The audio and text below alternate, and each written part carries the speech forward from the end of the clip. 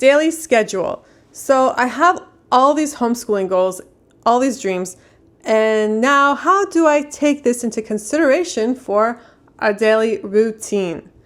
First of all, for this age, I don't believe in schedules. I use checklists and we get to it when we get to it. If I don't get to the items at the end of the list that day, it gets carried over to the next day maybe. Or maybe I will scan over the list another day to see what I haven't done in a while. Basically, I make sure no daily activity is on the back burner. I use Google Keep for my checklists and have it as a widget on my phone so I see it at all times and I don't forget. We only do homeschooling from like Monday to Thursday, let's say, and have fun for the rest of the week.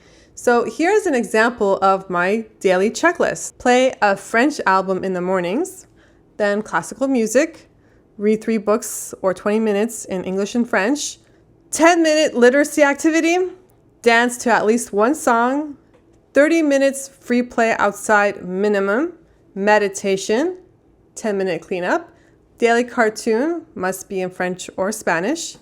And then we have some time for weekly core activities and our monthly core activity. It would be nice if we could also have activities that build on their fine motor skills and maybe a page of a pre-K workbook.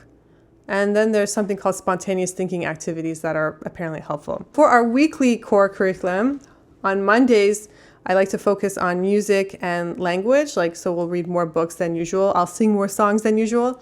Tuesday, I'll talk about shapes in creative ways, like we have a kaleidoscope, binoculars. I just think about things we can do with shapes. Wednesday, arts and crafts. I really bring out the markers, the crayons, and all that out.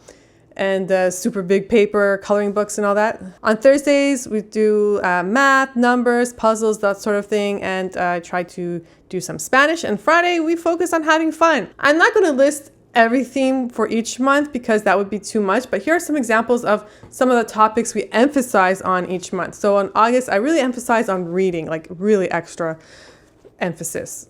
And then we do science experiments as well, and ancient Egypt, gardening. It's gardening season in August here in Texas. And we talk all about me because he just turns 3 or 4. That's when his birthday is actually.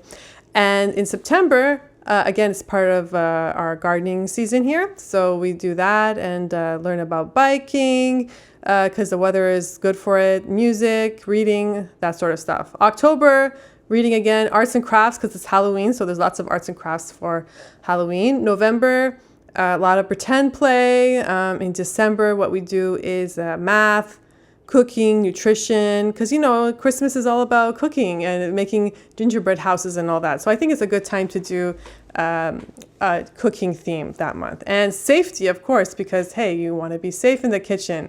Teaching methods. Teaching 3-year-olds can be tricky, and I wanted to do a good job.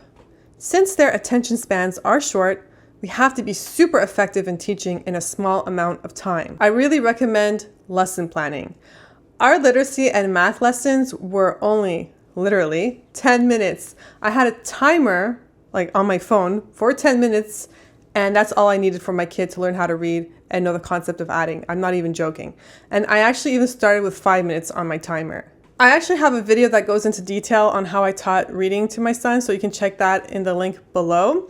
And yes, it was challenging. I admit I had to offer a prize pretty much all the time or he wouldn't practice reading or counting. Prize being chocolates or something sugary, which is actually not good for their brains. So this isn't supposed to be perfect, but I'm just saying.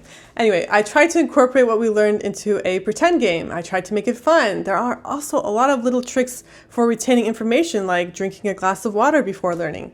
Learning acquisition is a big topic. There are many books about this subject alone. I recommend reading some of them. Teachers have at least 1 degree and spent 4 years studying the topic of learning and teaching. So I think as homeschooling parents, we should at least try reading one book about best learning practices. The one that I read is called Accelerated Learning Unlocked, 40+ Expert Techniques for Rapid Skill Acquisition and Memory Improvement, the step-by-step guide for beginners to quickly cut your study time for anything new in half, by John R. Torrance. It's for adults actually, but I adapted some parts of it for a toddler. I mean, it's not harmful like to drink water before learning. Like that's one of their recommendations. And like they'll say you can focus on something for 25 minutes as an adult. So I guess I'm assuming for a toddler it could be like 5 to 10 minutes. What teaching methods and tricks do you recommend? Leave a comment below. I'm always open to new ideas.